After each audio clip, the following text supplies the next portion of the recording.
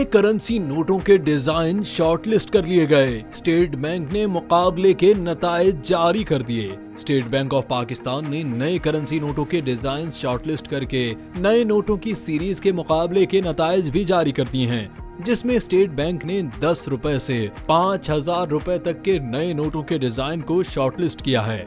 State bank के एलामिये के मुताबिक 500 रुपए के 2 नोटों में मोहतरमा फातिमा जिन्ना का नोट शॉर्टलिस्ट किया गया है। 1000 के नोट पर लियाकत अली और उनके मुक्के का निशान है और पिछली तरफ हाथों की जंजीर मौजूद है, जबकि शॉर्टलिस्ट किए गए करेंसी नोटों के डिजाइन्स में 10, 20, 100, 500 और 5000 के नोटों पर कायदे आजम की तस्वीर आवेजा है।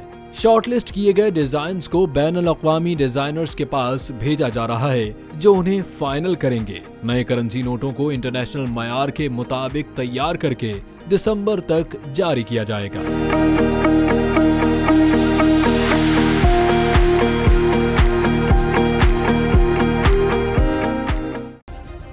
सब्सक्राइब करें और बेल दबाएं ताकि कोई खबर रह न जाए।